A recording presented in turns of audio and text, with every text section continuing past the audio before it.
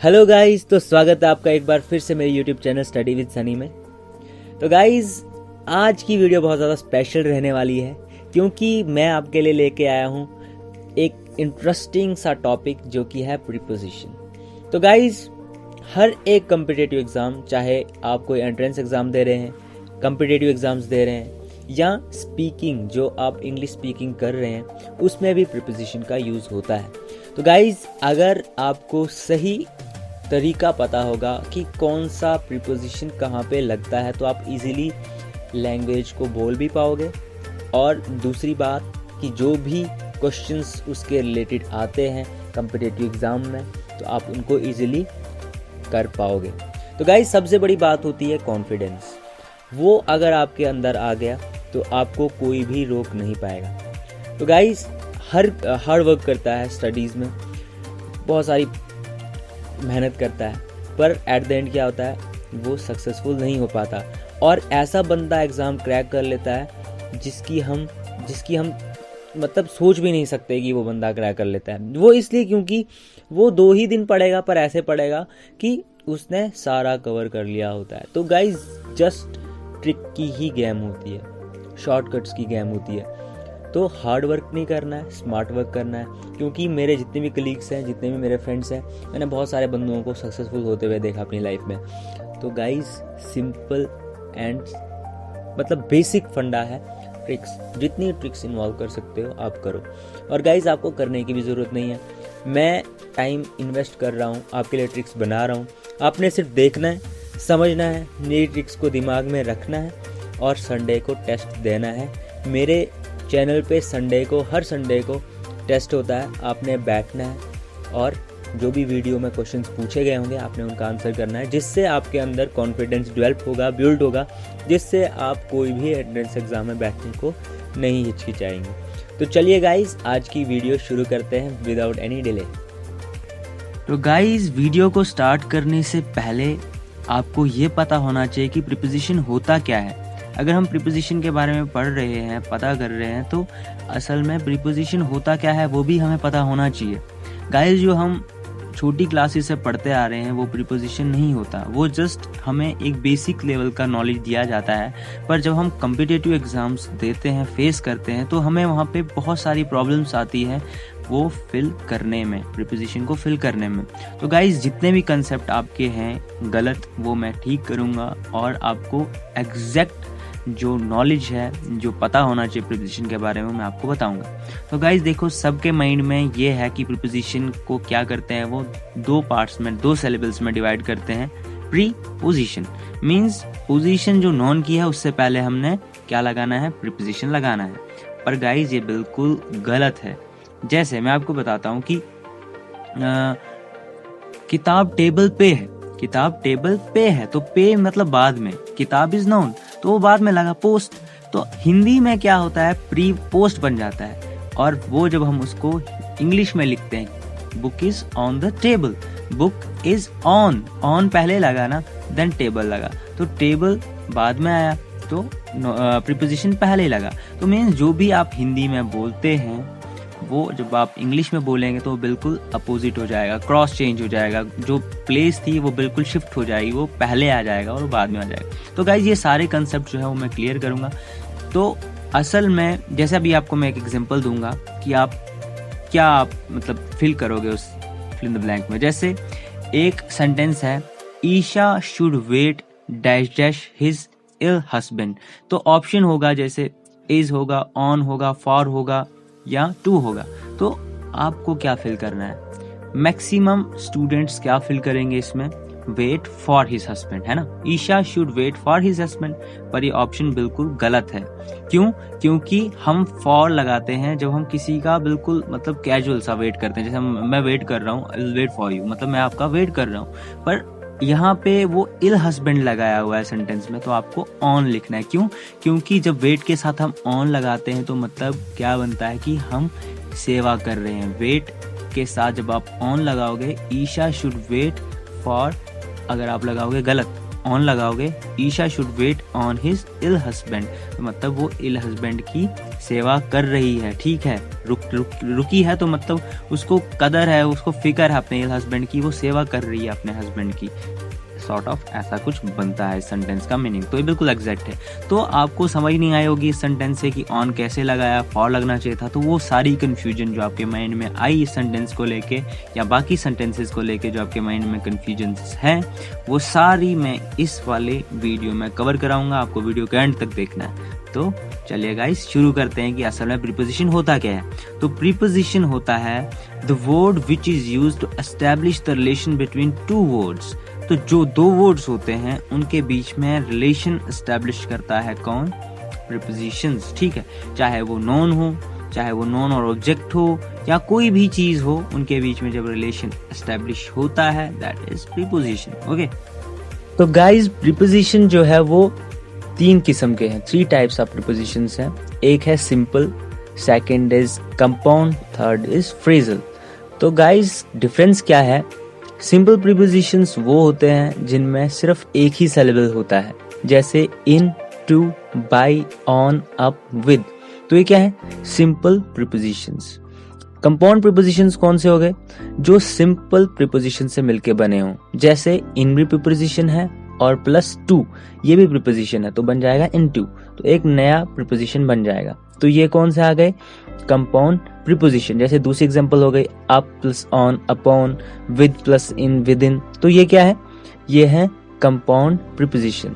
Then तीसरा है phrasal. तो फ्रेजल क्या होते हैं? फ्रेजल वो प्रीपोजिशंस होते हैं जिसमें क्या क्या होता है? मैन वर्ब प्लस प्रीपोजिशन से मिलके जो प्रीपोजिशन बने दैट इज फ्रेजल प्रीपोजिशन। जैसे ब्रेक, मैन नोन है, वर्ब है, मैन वर्ब प्लस अप बन गया क्या? ब्रेकअप। तो ये एक अलग से क्या बन जाता है? प्रीपोजिशन बन जाता है। पैच अप, टेक ऑफ वगैरह। तो ब्रेकअप का तो मतलब सबको पता है, पैच अप का भी सबको पता है, टेक ऑफ का भी सबको पता है। तो रन इनटू ये भी एक प्रीपोजिशन बन जाता है। तो ये सारे कौन से हैं? Phrasal preposition. तो गाइज ये जितने भी सिंपल प्रीपोजिशन है ये तो आपको सबको पता है कहाँ कहाँ पे यूज करना है, पर हम बहुत सारी गलतियां करते हैं। क्या हम सीधा ही मीनिंग निकालते हैं कि इनका क्या मतलब है, हम वैसे ही सेंटेंस में उसको लगाने की कोशिश करते हैं। पर इसके मैं आपको कुछ बेसिक रूल्स बताऊंगा जिससे आप बिल्कुल एग्जैक्ट और अप्रोप्रिएट आंसर लिख पाओगे, ऑप्शन चूज कर पाओगे एमसीक्यूज के, जो मैं आपके साथ शेयर करने वाला हूँ। तो गाइस पहले हम सिंपल से स्टार्ट करते हैं। गाइस पहला हमारा प्रीपोजिशन है विद।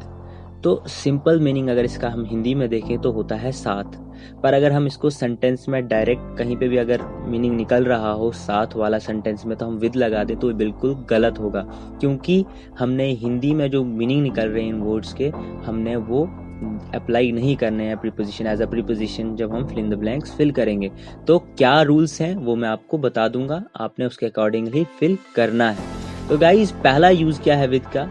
पहला है सेंसेशंस और फीलिंग्स। जहां पे भी आपको सेंटेंस में सेंसेशंस और फीलिंग दिखें तो आपने बेझिझक होके विद का यूज करना है। जैसे मैं आपको बताऊं कि पहला एग्जांपल आपके साथ में शेयर कर रहा हूं, I am happy with him. मैं बहुत ही ज्यादा खुश हूं उससे। तो आपने जब फीलिंग्स देखी कि हैप्पीनेस वाली फीलिंग्स हैं तो आपने विद का यूज बेझिझक होके लगा लेना है। देन दूसरी एग्जांपल है my father is furious with me. My father is furious with me. तो मैंने फ्यूरियस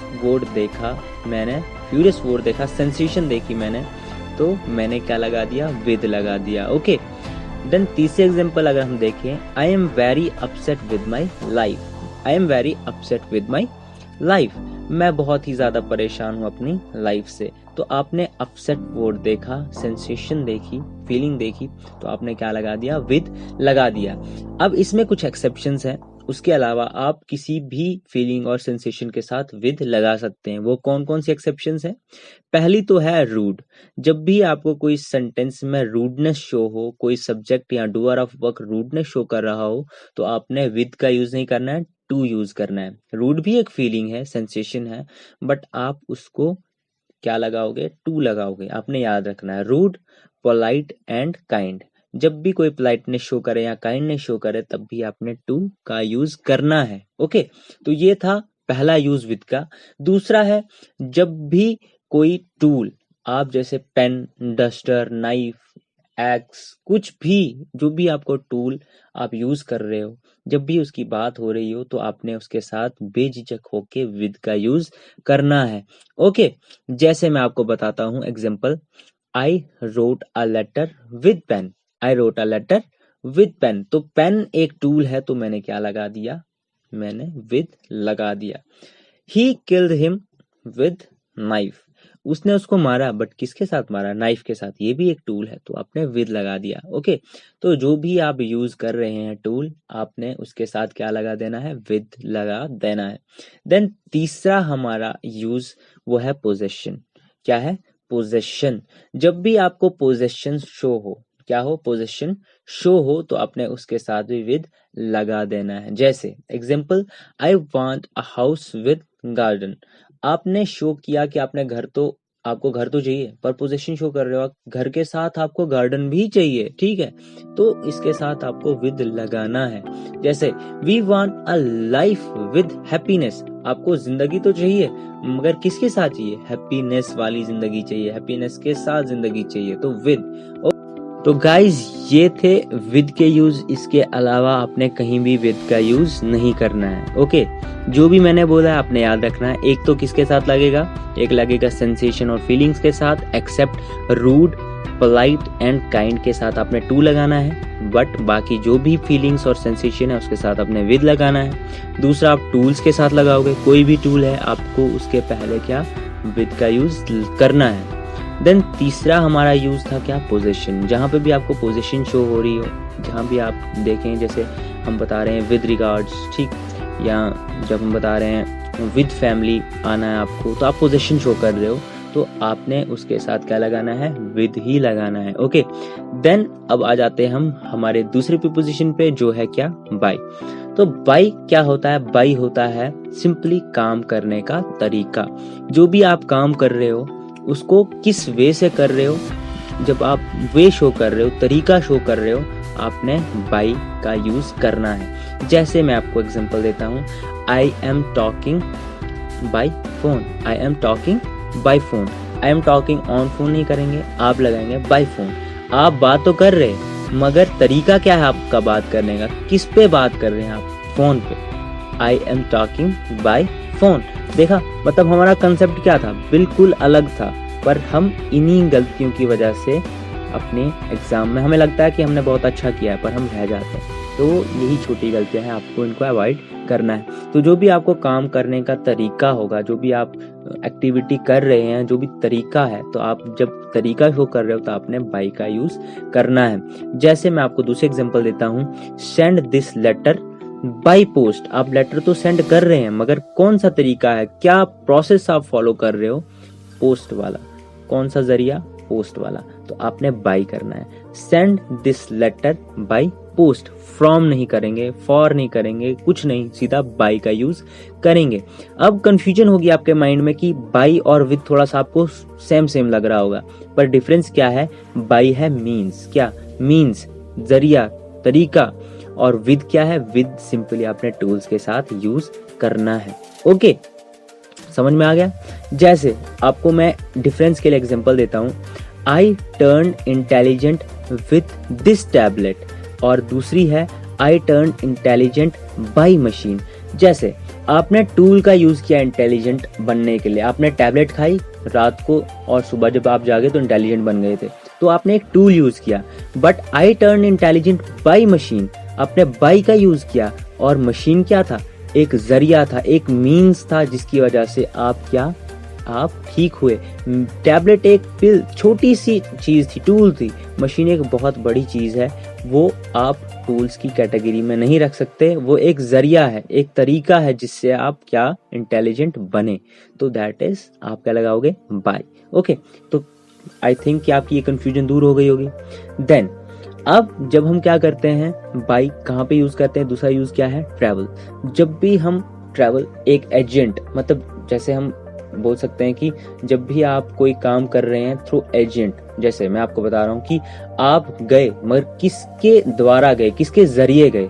जैसे मैं बता रहा हूँ मैं डोडा तो गया मगर कैसे, क्या जरिया था जाने का, तो मैं बाई बस गया, बाई ट्रेन गया, या बाई कुछ भी। जब भी आप कोई ट्रैवल कर रहे हो, आप किसके द्वारा या किस चीज़ को यूज़ करके आप वहाँ गए, तो वो एक मीन्स बन जाता है आपका ट्रैवल का, एक जरिया बन जाता है। तो तब आपने क्या लगाना है, तब आपने बाई का यूज़ करना है। ओके, जरिया याद रख लो, मीन्स याद रख लो कि आप कौन से मीन्स ऑफ ट्रांसपोर्ट से गए। जब भी आप मीन्स ऑफ ट्रांसपोर्ट लगाएंगे तो आपने बाई का यूज़ करना है। तो गाइज नेक्स्ट यूज़ है बाई का नेक्स्ट टू और बिसाइड्स। जब भी एक सेंटेंस में नेक्स्ट टू और बिसाइड्स का कंसेप्ट आपको दिखा तो आपने बेझिझक होके बाई का यूज़ करना है। नेक्स्ट टू और बिसाइड्स का मतलब पास में। जब भी आपकी कोई चीज़ या कोई पर्सन साथ में होगा, बिल्कुल साथ में, तो आपने क्या लगाना है, बाई लगाना है। जैसे एग्जांपल मैं आपको बताता हूँ, ही is standing by me. With me नहीं लिखना है, विद मी अगर लिखोगे तो टोटली कंसेप्ट आपका गलत हो जाएगा, आपके मार्क्स कटेंगे।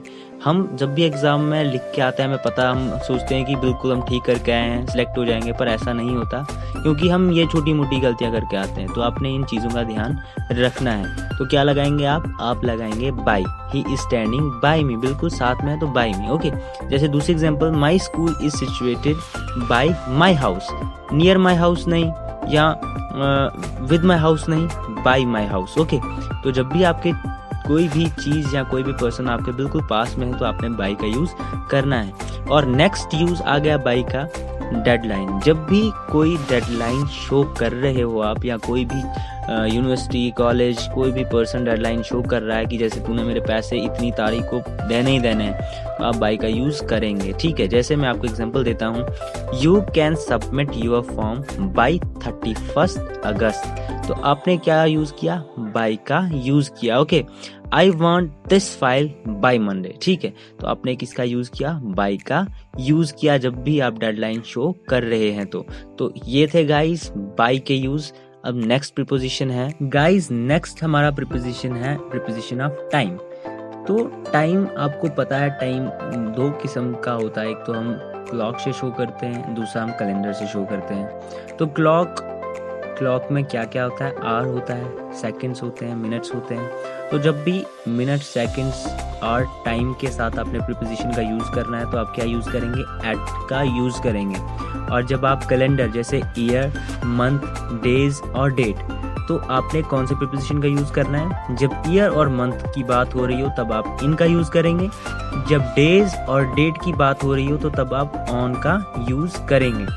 ओके, जैसे मैं आपको एग्जांपल देता हूँ, I will meet you on Sunday. I will meet you on Sunday, तो मतलब संडे की बात हो रही तो ऑन लगाएंगे। My birthday is on 5th, तो आप ऐसे बताएंगे। ओके, तो ये आ गया आपका क्या, जब आप प्रीपोजिशन ऑफ टाइम शो कर रहे हैं तो आपने क्या लगाना है प्रीपोजिशन। तो ये था प्रीपोजिशन ऑफ गाइस। बाकी प्रीपोजिशन जैसे on, at, over, between, among, in between, besides, to, of, below, under, beneath, up, down, ये सब इजी हैं।